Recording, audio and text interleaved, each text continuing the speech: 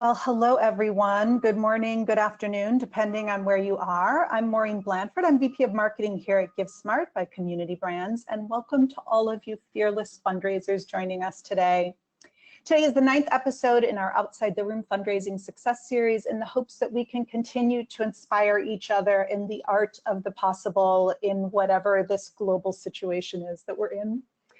Each week we work to bring you ideas and inspiration, and this week we're adding a third eye to that with massive innovation. We are joined by the marvelous Jim Caprero of Misericordia to share their story. Jim, thank you so much for being here today. Thank you for inviting me. I'm excited to participate. Same. And also with us are Patrick Clore, GiveSmart's Head of Customer Insights, and Tanisha Shaw, our Manager of Customer Support, both deeply experienced fundraisers in their own right. Patrick and Tanisha, thanks also to you both for being here today. Absolutely, happy to be here. Yes, thank you for having me. Woo! All right, so before we get started, just want to let you know, if you've been with us on these success programs before, you kind of know the routine. If you haven't, we work really hard to get you resources that can help your team continue to raise more and raise more all year round. So you'll see resources over in the chat. Our Outside the Room series is specifically geared towards how you can continue to fundraise outside of your annual gala and keep moving towards your annual goal. Speaking of your annual goal, let's kick it off with a quick pulse on how you're feeling. So how confident are you that you'll reach your goals this year? Are you feeling not so hot? Are you thinking we're getting there? Are you thinking you might hit it for sure? Or are you even thinking you may surpass it? So if y'all could just weigh in and let us know how you're feeling. And while we're doing that, Jim, at a very high level, can you share Misericordia's mission with us? Sure, thank you for asking. I'd be happy to. Misericordia Home is a residence that houses over 650 adults and children, all of which who have cognitive disabilities. They're developmentally delayed. Many of those residents also have physical disabilities. It is the gold standard in care. We're very blessed to have it in Chicago, and I and my family are very blessed to have it for my daughter Elizabeth, who has lived there for 22 years.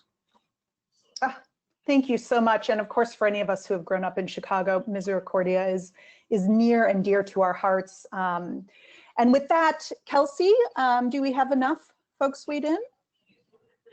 Look at that. Tanisha, you're in the data, you're talking to customers all of the time. How does this resonate for what you're seeing?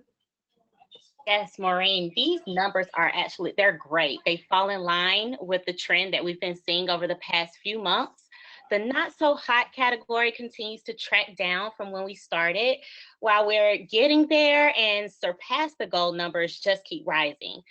So it's really good to see that those numbers are continuing to track towards a more positive fundraising outlook and environment for this year, especially considering that back in March, that feeling of uncertainty and trading in these unknown waters made fundraising a little daunting. So it's really nice to see that these numbers are continuing to trend to the positive. Love it. Thanks. And Tanisha, you get a little break till we pull you back in for data at the end. So thanks for that. All right, so y'all, here's what we're hoping to cover today. So we'll have Misericordia share how they prepared for their virtual gala like everyone else. They were caught by this in the spring. He's also going to share their elements of live streaming, which they have done a really great job at. I know a lot of us are considering it with mixed success. So really interested to share that with you. We'll talk about some of the results of their fundraising, which is super interesting. And then Tanisha will come back in to close us out with some data points that I think will be relevant to everybody, regardless of the type of organization you have. And then I've asked the panel if they will hang out and answer some of your questions. Generally, in these programs, we aren't able to get to all of the questions within the 45 minutes to an hour, but I promise you we respond to everyone after the program. So go ahead and populate questions as you have them. And with that, Patrick, can you and Jim break down how Misericordia made some magic happen? Happy to do so. So as you see on the screen here, this was the 60th annual Misericordia Family Association benefit. But because the only constant in life is change, it turned out to be the first virtual benefit. So Jim, I know so many people listening today are like you, where option A that everybody has was taken off the table. So can you start off just talking us through you and the team's process when everything started happening, you know, how you went with option B, which you were doing while you were also defining what it was really? Yes, Patrick, the phrase we used was building the plane while we were flying it. If I take you back to mid-March, the big signal for us was our city, Chicago, canceling the St. Patrick's Day parade, which is huge in our town. And we all knew that this was really, really serious at that point in time.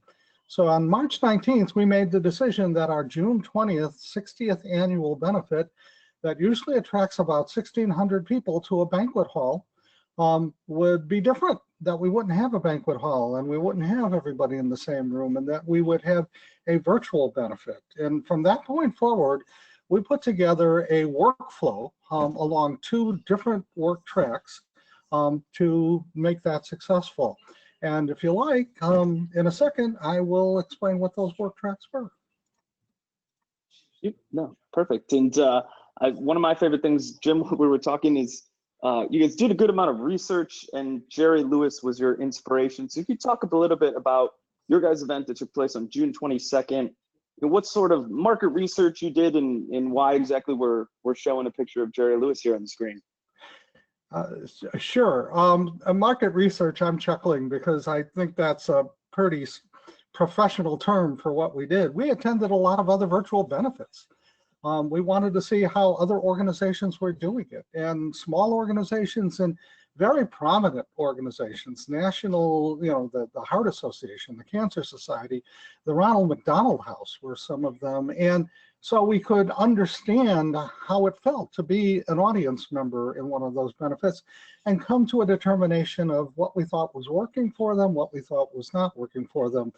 The second thing we did was start to define our technology, and we used the Jerry Lewis muscular dystrophy telethon example.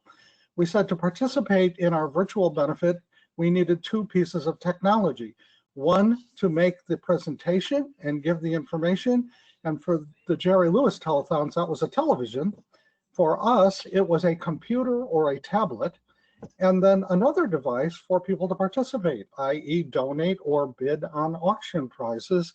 And for Jerry Lewis, that was a telephone, and for us, it is a smartphone or a tablet where people could log into GiveSmart and make their donation or make their auction bids. Love it. And I love that you guys, took advantage of having it in the summer and doing some different things. So I know, Jim, you mentioned kind of you had 2 tracks. We'll start with one of them, you know, talking about getting more people to come and expanding the reach and stuff like that. So can you talk us through, you know, as we see here, you guys had some great communication pieces that these are all email examples here that you sent out. So I'm curious, how did donors react and respond? Did they buy into forwarding it to their family and friends? Was there still a sense of community, you know, among your supporters? Absolutely. We are lucky, or, you know, experienced would be a better word, in the fact that this was our 60th annual. And our family association members and our corporate supporters, they're used to us doing this every June. They buy tables, they bring people in. We have 1,600 people in seats. We get them to participate in a fund a need campaign or a paddle raise, and also an auction and donations. My big fear was, how do we get people to come to this thing? We could put together the best program in the world, but if there was nobody viewing it, it wouldn't really make a difference. And so we started a very methodical email campaign, and ultimately using text messages as well through GiveSmart's ability to do that. We created a reservation database, and we asked people to register virtual tables. The difference this year, instead of having to pay $175 a person, they could register a person for free. And we asked everybody to register, at least 12 people. And for those who did, we gave away prizes like raffle tickets, etc. And that really worked for us. We were really able to get people to come in. And by the time we actually had the day of the benefit, I think we probably had about 3,000 people registered for this thing. That is amazing. And we're all about foreshadowing. So if I'm not mistaken, I think Tanisha has some analysis on kind of this year versus last year in terms of people. But, you know, Jim, one of the things I was curious to ask you about as we see here is any communication or marketing strategy for that matter. If I signed up on day 1 or I signed up on day 30, how do you communicate with both groups of people at the same time? So, you know, what we see here is, okay, here's some promo and some hype about the campaign, which I love because I think people sometimes forget to have the same excitement behind a virtual campaign. But can you talk us through, is this the normal communication process that you guys use in the build up to the campaign, or was this something you guys adopted for the first time this year? This was the normal process, but I will say it was amped up because we were all just afraid of drop off from our supporters. And so it's every year we send out emails.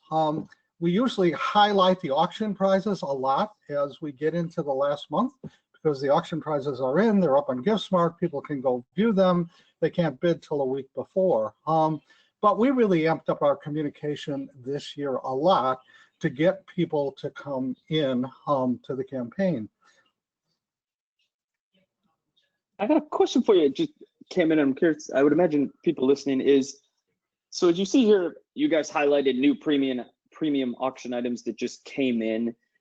Was that a strategy you deployed where, hey, we had all of these items the whole time, but we made a conscientious decision to release them in intervals? Or was it, you know, you guys were just sending them out as they were coming in? We had them all along, almost all of them, not quite all of them, but almost all of them. We knew what they were. We actually had them back in February, but we released them at time periods so that we could generate excitement and keep excitement going. Love it.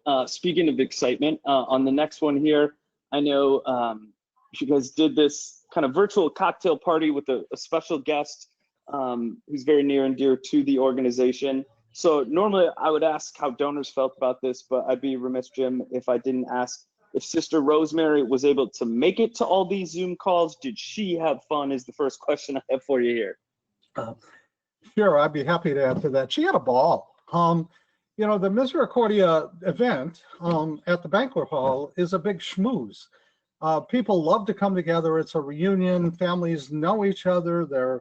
Their children live together, and it's a time to get caught up. And Sister Rosemary is always in the middle of the big schmooze. She sits on a sofa in the hallway and holds court, basically, and people come up to her. And so you know, one of our strategies was to have, before we actually had the live stream program, was to have a pre-program hour where we were scrolling the ticker on the GiftSmart auction items. We were displaying the giving tree, which we'll explain later, which was direct instant buy items that went to Misericordia residences. And then we had a resident and an officer of our association doing piano solos, which people loved. And then we had these Zoom parties, and we followed Sister Rosemary around, and she got to spend quality time with families. The smallest Zoom party was, I think, 12 people. The largest one was probably 30.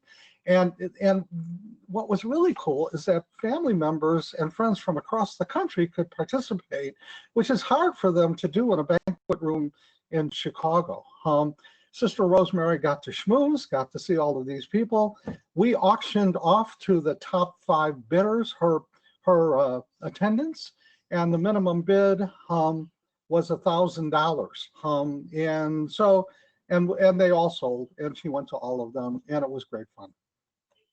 No, that is, I love that. I'm curious, is, you know, in quote unquote normal times, you know, like a VIP reception is what this really sounds like to me. I mean, in previous years, in the previous 59 years, I guess, you know, have you guys had any sort of VIP reception a part of the benefit, or was, you know, this the first time trying something in that realm? This was the first time trying that. We had never done that before. Awesome. And not to put you on the spot, is it, you know, both with this, and I think it'll probably come up in some other things we talked to, now that you've tried it and done it, is it something, whether you can do it virtually or I think we all hope in person, is that something you guys think you might do again in the future? Having some sort of VIP thing or some way to generate excitement and revenue, for a certain amount of guests before things actually kickstart? So I will tell you that just last night we had a debrief meeting, and we decided that in 2021 we will be virtual again. Because even if there's a vaccine after the first of the year, it's going to take months to distribute it. And it's going to take a long time for people to get comfortable to come together in a big venue. So we're going to do this again next year. We will do the cocktail parties. We had 25 of them, and I believe they brought in 350 people of the crowd that we had. And it was a second great way to recruit attendance into the live stream. Will we do it if we do it in person? Probably. I'm convinced that we will probably be virtual even if we go back to the physical benefit in the banquet hall, because we could do a hybrid. We could double the numbers of people who participate by live streaming out of the banquet hall. We usually have the kind of AV equipment, a studio camera, etc., that we need, but we only stream that picture onto the screens that are flanking the stage. We could just as easily live stream that out via YouTube, Facebook, Twitch, or any other platform. That is great to hear, and we are definitely we're going to get into the program in some of the live streams, so I know we will. I made a note to make sure we can circle back to some of those things here. But in terms of some of the preparation and build up, continuing on, we actually have an internal project that I lead that is called the Giving Tree. So this had a soft spot in my heart, Jim. But can you walk us through what the Giving Tree is and how you guys set it up, just to kind of paint the background for folks? Sure, I'd be happy to do that. And so on the left, you can see Giving Tree items. Misericordia has 37 residences. My daughter lives in an apartment that has 10 ladies in it. And that's one of 10 apartments in a residential center called the Marion Center. And she lives in a Marion 101, and there's Marion 108, etc. And each one of them have specific needs. They might need a toaster. They might need a flat screen TV. They might need an iPad. Off to the left, you can see some of the items that were in the wish list for various Misericordia residences. How this gets populated is that Misericordia staff puts together a wish list for each one of the residential areas. We never put this online before, but this year we had to. And so it used to be that there was a fake tree in the hallway that had what looked like ornaments, but they're really Giving Tree cards that displayed all of these things, and somebody would pick one of them and then write a check or put up a credit card and buy the mini projector or buy the movie gift card or the basketball hoop. This year, we put them all on GiftSmart as instant buy items. I created a separate web page that had tabs that linked right to each apartment's category in the GiveSmart platform, and people could then go right to the apartment where their relative, their friend's relative lived and make a donation that inured to the benefit of that specific living area.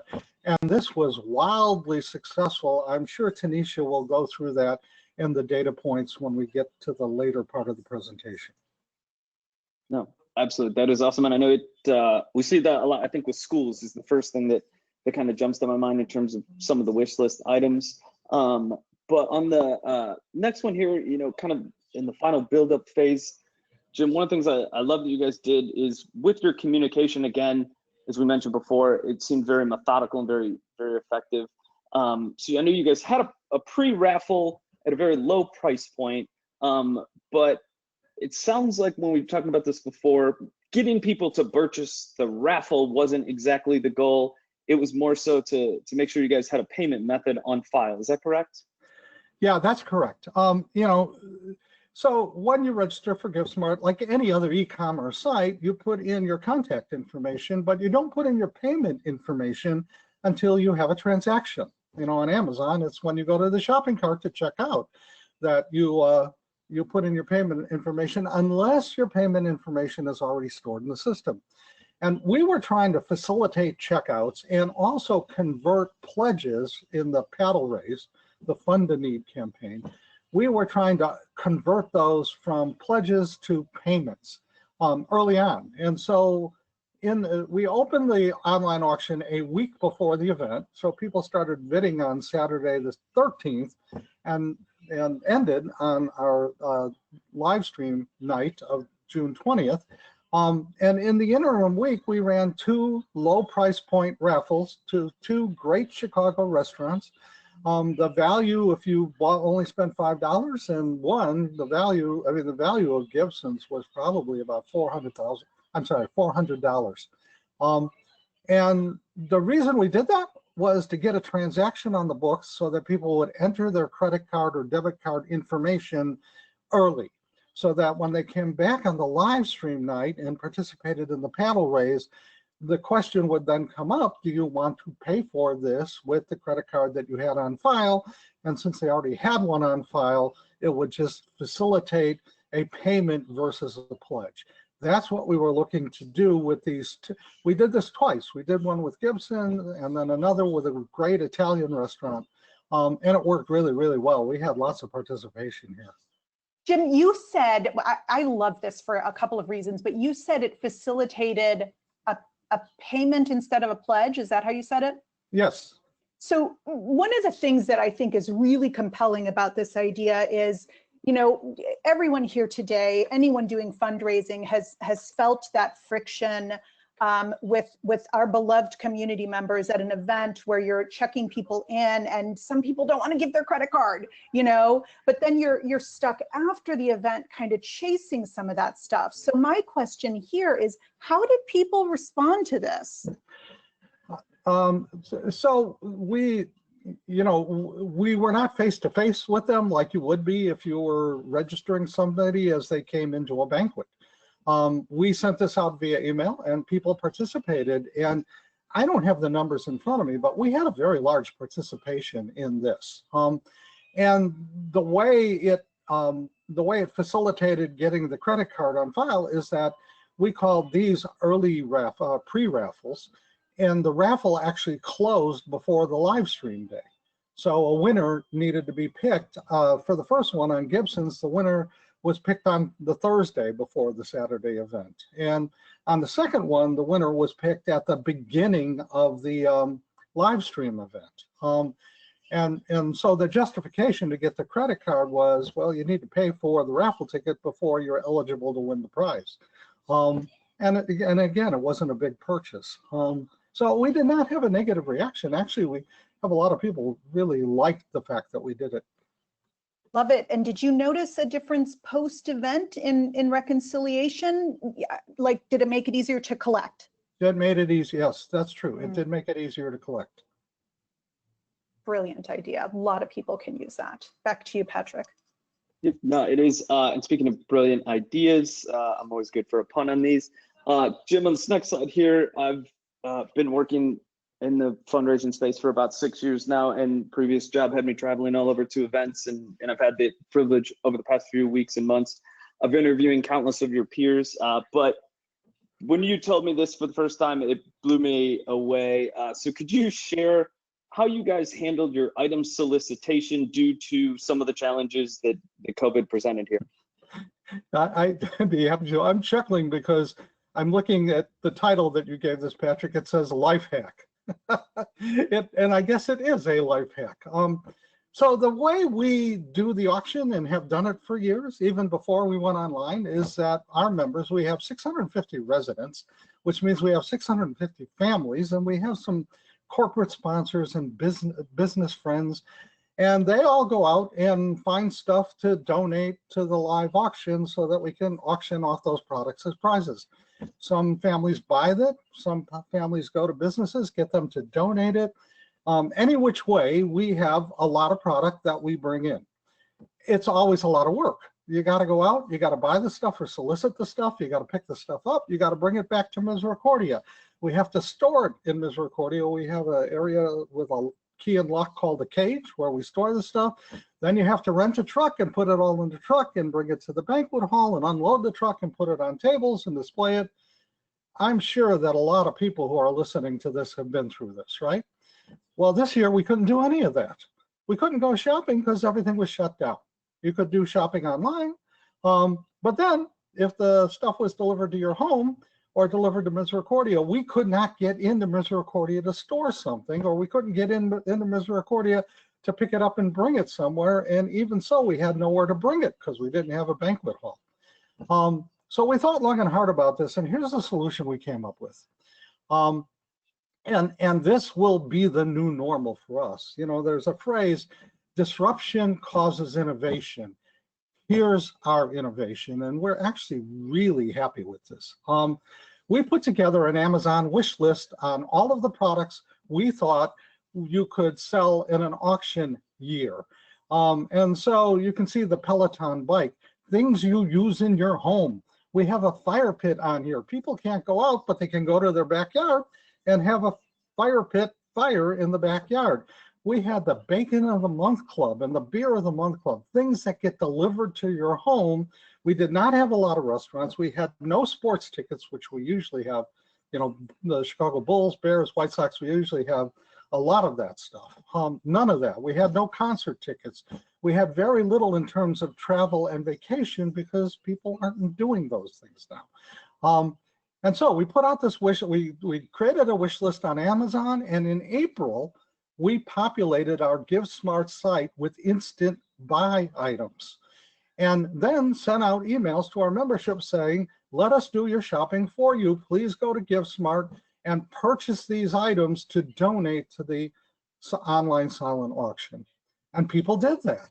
And so the items were on GiveSmart, people paid us, but we did not buy the items right away. We put the money in a bank account, and then we waited until the auction actually closed. And then once the auction actually closed, we bought the items and had Amazon ship them directly to the winner. Because we're an Amazon Prime member, we incur no shipping costs. Because we're a 501c3, we don't incur sales taxes on it. And Amazon consumes the liability for damage in shipment, or if something doesn't arrive. We have no storage. You know, the brawn we needed, the muscle to put things in trucks, etc., just totally disappeared. And people really, really love this. And one thing, last thing I'll say, you can see on the Peloton bike, we had purchase levels so that several people could go in together to purchase a pricier item. But this really, really worked well for us. That is awesome, and don't undersell it. I think it is impressive. And the thing I like the most, Jim, about it, and a lot of stuff you guys did is, you know, as you mentioned at the beginning, you built the plane while you were flying it. But you know, to me, you also built the first class section to the plane, so I think it is definitely impressive. And now, Brad, you know, I will add one thing. Last night in our debrief meeting, we said we're doing this again next year, but we're opening this up in February, not in April, so that we can have more time for more people to participate and get even more and better prizes. Perfect. Now getting in, you know, Jim, as you mentioned, I know you guys said you kind of had two main things you were looking to do, get more people to come and then make sure you had a good program. So, you know, the first question, and it's one we see a lot of people ask, is how did you determine what platform to use? And then I have to admit, I mean, when you said we're going to go virtual and hey, we want to kind of follow the template of what we're seeing and improve upon it, how did you determine what system to use, and really how did you get started? So we decided to use YouTube for a very simple reason. I personally, or through my consulting business, have a G Suite, used to be called Google Apps, now it's called G Suite account. And with a G Suite account, I have access to YouTube. Everybody has access to YouTube, but I have a special access to both YouTube and Google Meet. And during the pandemic, I have enterprise access, which means I can stream up to 100,000 people viewing simultaneously. And it didn't cost us anything because I was already paying $6 a month for my G Suite account. So we decided to use that because there was no cost to the YouTube to the YouTube platform. And also YouTube's extremely easy to use. Everybody knows how to use it, etc. Then we decided to use an encoder live streaming studio, which I put together. And the encoder actually allows us to stream to several platforms at the same time. You can simul-stream to Facebook and YouTube and Twitch and others.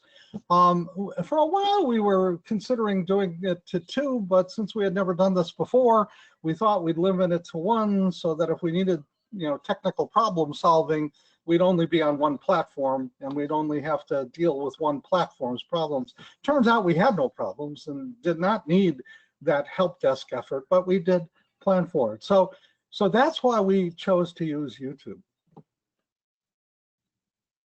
And Jim, did y'all use a production company? And if so, which one did you use?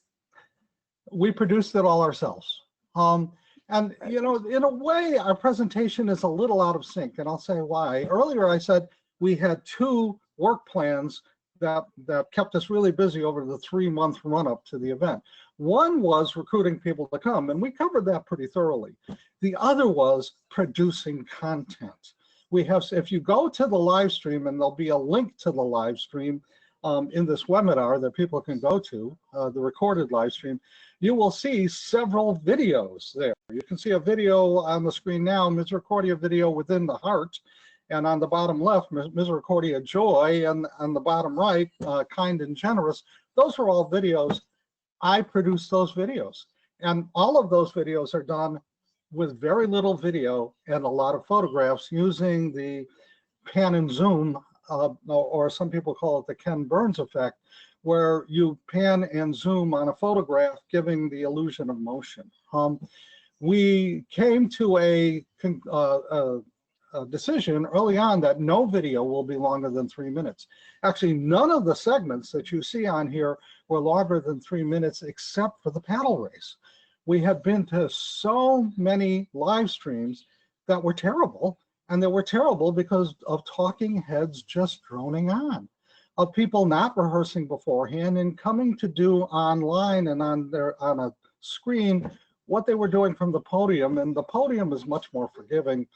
Our country is a population of TV watching people, and TV is about as professional as production can be, and we wanted to really mirror that.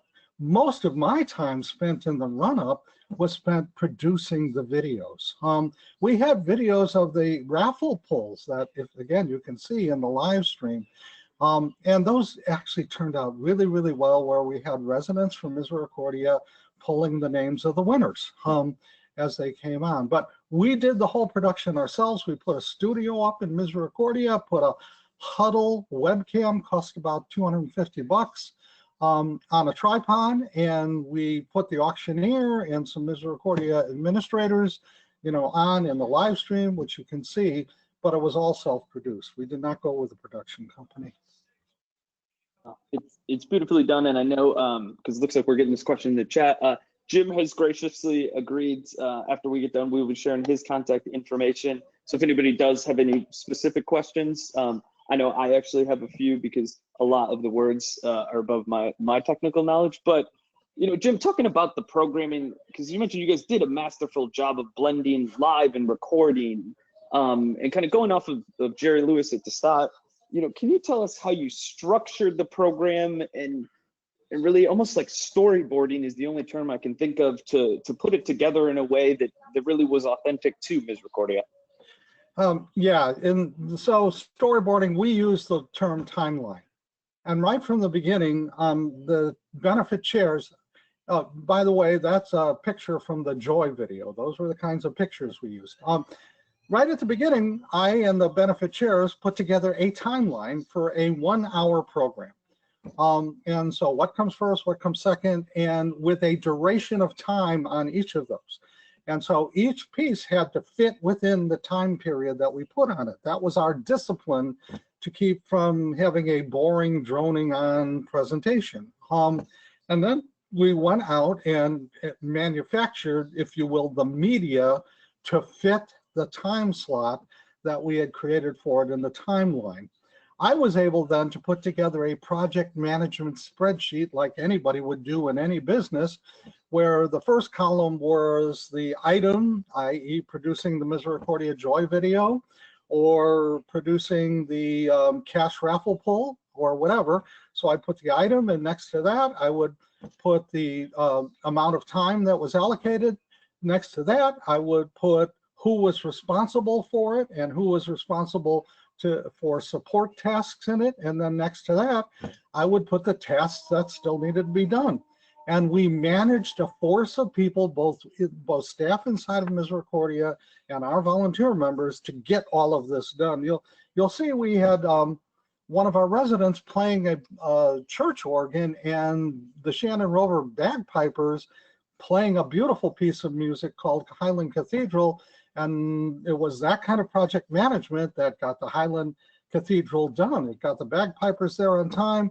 It was all filmed with iPhones from some of our members, and then I took it all using Pinnacle video software and put it all together into a final video that lasted, I believe, 2 minutes and 16 seconds on that one, so that it was well within our 3-minute timeline. And by doing that, we kept the agenda exciting, poignant, mission-oriented, but concise and moving at a fast pace. Nobody got bored, and we got a lot of very positive comments on that.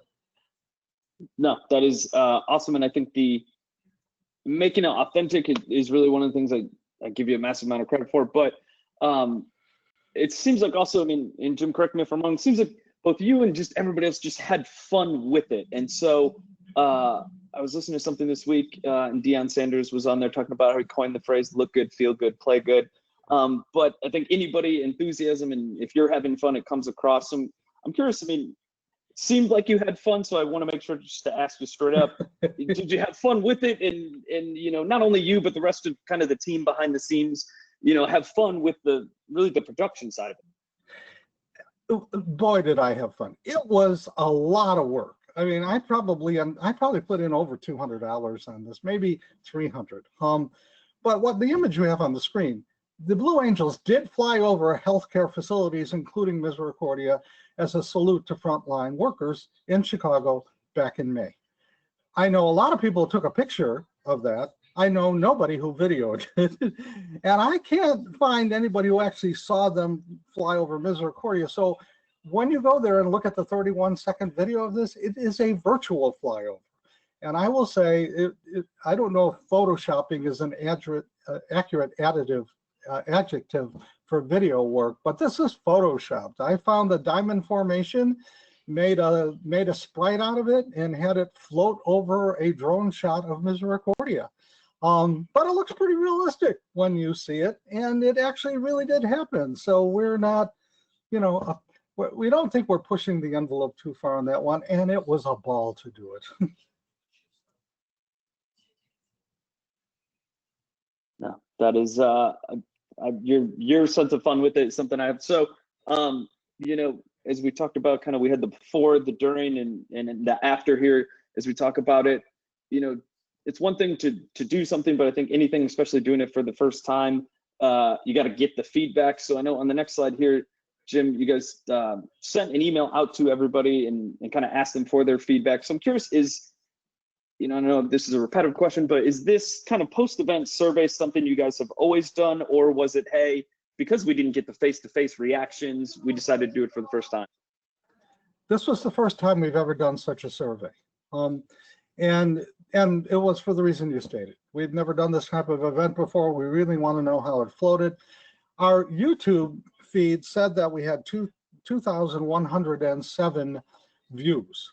But I know many families that watched it on a large smart TV where they had 5 or 6 people simultaneously watching it. We believe that we had well over 3,000 viewers at the event. We've never put more than 1,600 people in the banquet hall. So we wanted to get to those folks and ask them what they thought. One result that just came through resounding, or maybe 2 results. One was the depth we had at getting to people who are remote, people who are nowhere near Chicago, could never come and physically attend this in person, felt as if they were actually at the benefit, as opposed to feeling as if they were asked to just donate to the benefit or bid on auction prizes. They could actually see the program and participate, and there was really positive feedback on that. The second thing I will say is that we had an incredible increase in participation, and I'm sure you'll see that in the data slides. Participation, we had the biggest paddle raise we ever had. I think it was $350,000 round numbers. We've never, ever gotten anywhere near that. If there was any criticism, it was that the paddle raise went on too long, but the reason it went on so long is because people kept giving. We had planned for an hour program. We ended up with an hour and 38-minute program. But thank God we were so succinct on the pre-recorded stuff, so that it gave us cushion to be able to push out on the live stuff when we needed to do that. But you know, there was we had really good participation in the survey. I think we might have had about 600 responses or so. Holy smokes, that is amazing. I want to get into a little bit more data, Jim, but I'd be remiss if I didn't just comment on this, because it's a thing that's so gracious when nonprofits share that with each other, you know, and folks are worried with this pivot to virtual that they're not going to hit their number.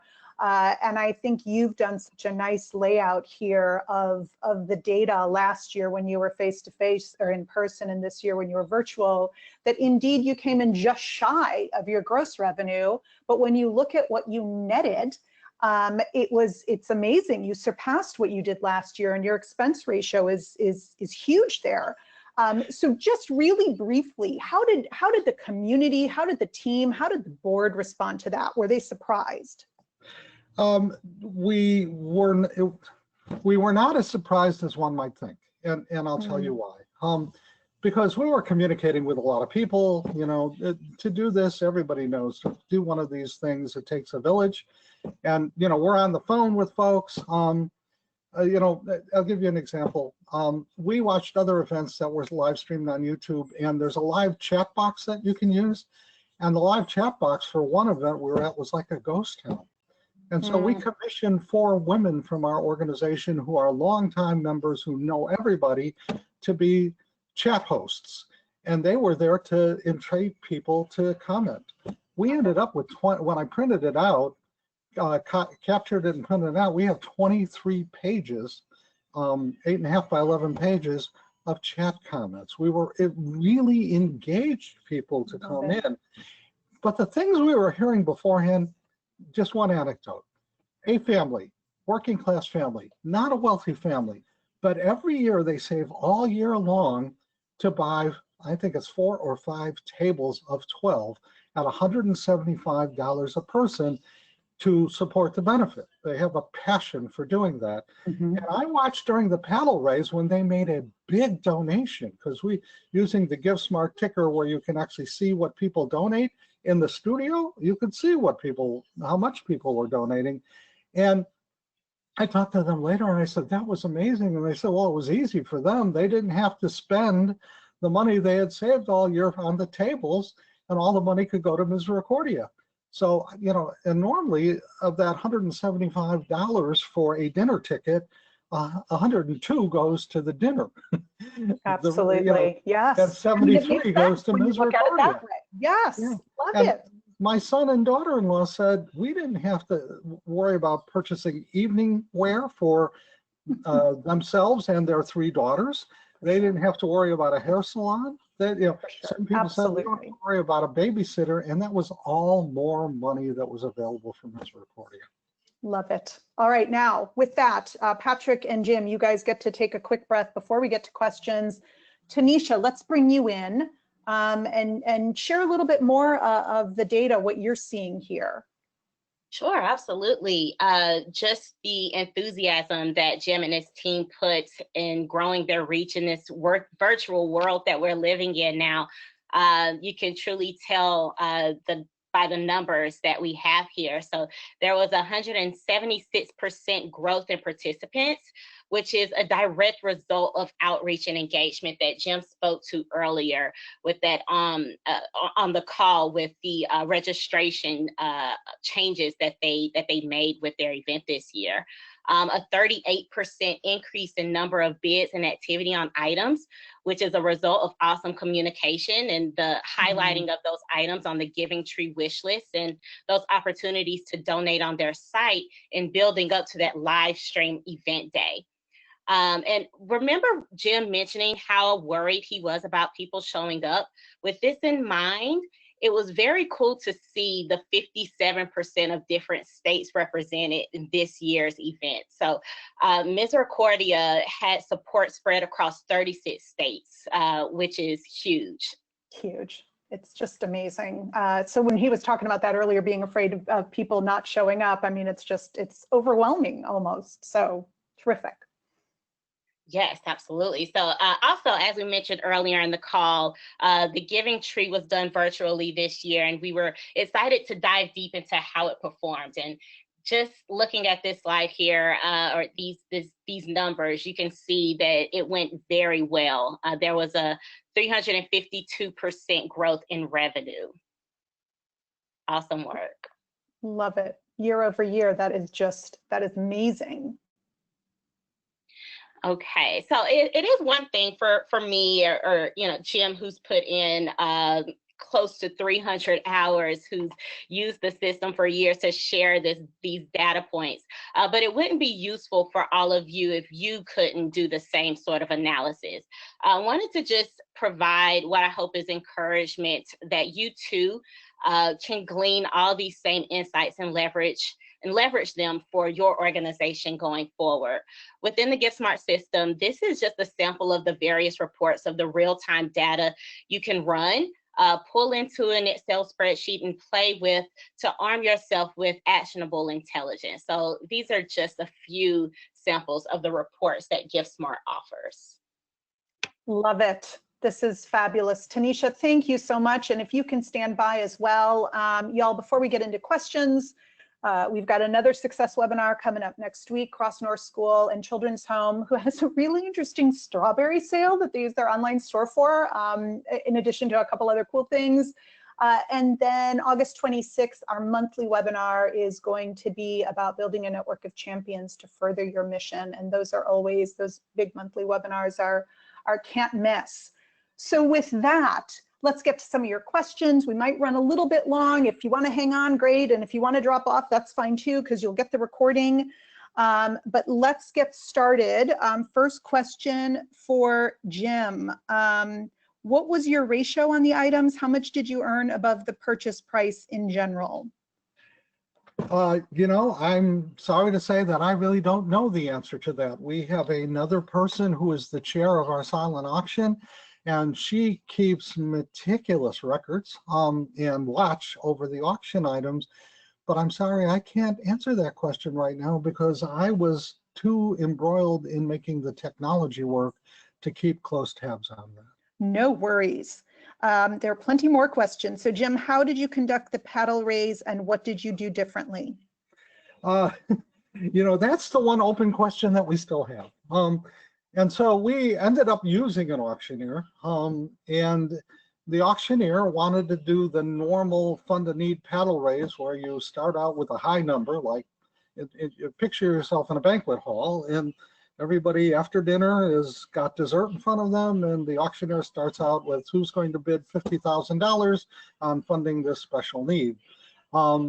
And it goes very slow and it's pretty awkward, and then somebody raises their hand and you get one, if you're lucky, two, and then they go to $40,000, etc. Great. And that's what they wanted to do. And we had misgivings about that, but we didn't have an alternative. So we said, go ahead and do that, right? Love it. And so when the paddle raise was happening, we actually streamed two different things. To the live stream, to the 3,000 plus viewers, they could see an aggregate number that was increasing. So how much was raised collectively, and it would increase. And they could see a ticker of names that were donating, but they could not see the amount of money that individual donors were donating. In the studio, it was the same, except we could see the individual donations. And so where I was sitting in the studio, I could see that. And I noticed that there was no coordination whatsoever between what the auctioneer was asking for and what people were giving.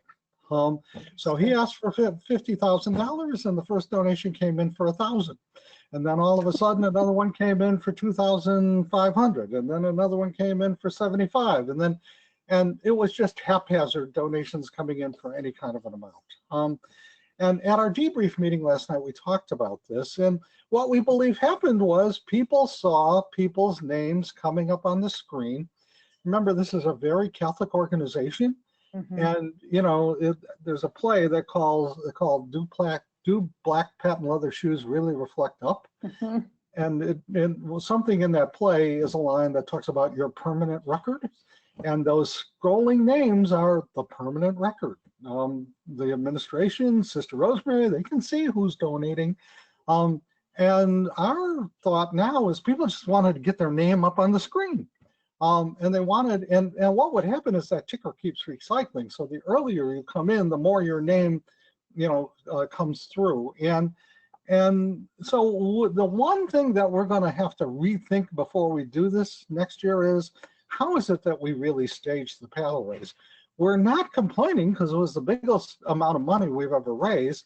It did go on for a very long time, and there were people who have said to us that we should try to change that. It was one part of ours that droned on, but it was hard to shut it down when people are still donating. Totally get that. Absolutely. And so we have a quandary about it, but there was a plan, but what happened was nothing like the plan that we had. Thank you. Patrick, next one for you. Do you feel virtual galas are going to be less successful as time goes on because streaming events, which were unique and new in spring 2020, are going to be old news in 2021? You know, if you would have asked me that a few months ago, I think my answer would be different than it is today. But what I love about what Jim did in the market research and all these things is, I actually think that they have the likelihood of being more successful, because the difference between today and the future is people have the benefit of what's happened before. And so not only are there more examples to be gleaned from, I mean, people like Jim and all the folks we've had on some of these webinars over the past few weeks, they built the plane while flying it. And by no means is the plane fully built, but there's a whole heck of a lot more plane built today than there was before. And so I think not only is creativity and innovation takes place, but I think every technology company under the sun, I know, you know, ours included, is making sure that they're ready. And I think people were caught off guard in the spring. And so they did the best they could under a truncated timeline, versus now, if I'm planning in August for my thing in October, I know what I'm planning for. And so I would actually say that, you know, only if people do their due diligence of the planning and the research and making it authentic, will it work? But I actually would argue that it stands the likelihood of being more successful. Wow, okay. Jim, some cocktail questions for you. And y'all keep the questions coming. We're gonna get to, I think we can get to a few more here before we close, but then again, we'll make sure that we follow up with all of them after the program. Jim, did Misericordia send cocktails to those who purchased the virtual cocktail party? Was there a price to participate in the virtual cocktail party? And was it done on Zoom, or how did you connect people? Good question. And the answer really is all of the above. We put out an email to all of our members that said, we invite you to hold virtual cocktail parties in the pre-hour, and that Sister Rosemary will attend those who, the first 5 that win the auction. Starting bid is $1,000.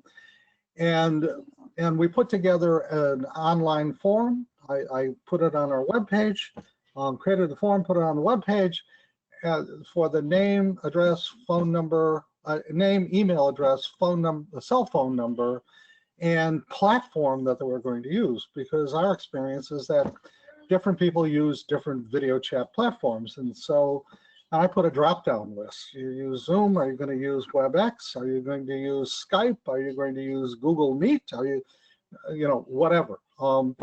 and they could use whatever they were comfortable with. We did not tell them what to use. And then they would invite friends and family to come to their cocktail party. We had two different families who were pretty good at doing this and very creative, and they held a training for folks on how to stage a virtual cocktail party. And I love that. one family used Zoom, and they did breakout groups, and they did party games in breakout groups and stuff. And so they all got really creative with it. We had one family that did one with a dozen people in it, and they dropped off cocktail ingredients to the 11 other homes where people were participating because they were all local. So yeah, they did deliver liquor, but nobody else did. One of them actually came up with a cocktail, a Misericordia cocktail party cocktail, a special cocktail, and they did a little mixology class, but they emailed everybody the ingredients you would need to make the cocktail. So they all made the Misericordia martini or margarita or whatever it was. They all made it together. While they were online. So everybody was kind of free to have their own theme. Love it. Love it. And I love the VIP guest. Okay, y'all, I'm going to try and get 2 more questions in. So let's see what we can do here. Jim, for you, did you have an instance where Amazon ran out or quit carrying an item since you didn't order it until post-event? We did not. I don't believe we had it where it ran out, but we did have a strategy for that. And the strategy was to have a similar item for replacement and give somebody the option of having the similar item or not taking it and then going to the second highest bidder if we did that. But we didn't have to do that. One thing we did learn about Amazon, though, is between April and June, when we first put the items up online and when we actually had to purchase the items, some of them had price variations. So there was one that was maybe $300 more than what somebody bid on it. And we're in the middle of an active discussion right now to figure out how to cover for that. Okay. Or to actually, I mean, right now the thinking is to inflate the prices that we put on the GiveSmart site so that we start a little bit above fair market value of the item, so that if the fair market value changes, we'll be at the fair market value. But we did not, thank God, we did not have the problem of Amazon not having the product available. Love it. Okay, Tanisha and or Patrick, how do you use the platform to invite people? I can take this one. So the best communication would be the GiveSmart email feature. Also, there's opportunities. We have the text message feature as well. So as long as users you can reach your supporters with an email address or a mobile number, that's an opportunity for you to connect with them through the platform just by sending your registration link or your site so that they can register there and participate in your fundraising efforts. I think the multiplier effect is the thought that comes to my head as well.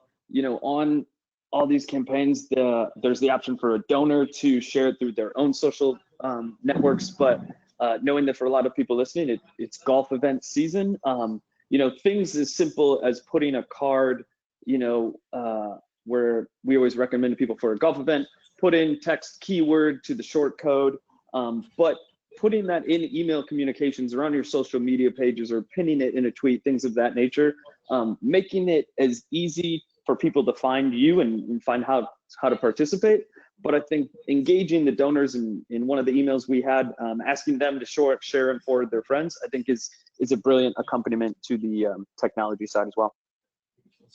Okay, so I know that this is, I'm asking 2 gentlemen who could go on for hours, but guys, concisely, Jim and Patrick, and/or Patrick, how did you market getting people to pre-buy the products? So we have a constant line of email communication with our Misericordia Family Association members. we send out a weekly email every Sunday morning that is an index of clickable links to get to all kinds of different information about Misericordia. And so at the beginning of April, we call that MisBiz, Misericordia Business. And at the beginning of April, we first started in MisBiz with an explanation of how the auction prize acquisition was going to be different this year, and with a clickable link to get to GiveSmart to find the auction prizes that you could donate. And then we followed, actually, I'm reversed order. We sent out a special email telling people that, and then we followed that up with having that same email in a short form, in an index form in MisBiz every Sunday for the next month, so people could keep coming back to it. A new strategy we use this year, we have 37 residential areas, and on the Family Association board, we have 37 site representatives who are families who have a resident in each one of those residential areas. We have them call all of the other families from that residential area 3 different times. One to tell them about collecting the auction items, a second time to tell them about the giving tree when we put that up online, and then a third time was to get people to register themselves and others for the virtual event. Perfect. Perfect. Thank you. And with that, gosh, we could have gone on enjoyably for longer. A plea to all of you to please fill out the survey. We build this content based on the feedback we get from you all and your needs. And we are happy to hear from you about what's working for you and what you'd like to see us covering more of. This time flew by. With that, Jim, thank you so much for joining us today. Such a joy. Thanks for the privilege. Patrick and Tanisha, as always, thank you for sharing your insights and advice. Yep, happy. Thank you. Thank you. And thanks to all of you for joining. We are in your corner, and know that you too can emulate these successes, these amazing nonprofits we feature, what they can achieve. So don't hesitate to reach out to us if we can help you continue towards your goals. We believe in you, and we just want you all exceeding and knowing you can do it. With that, have a great day.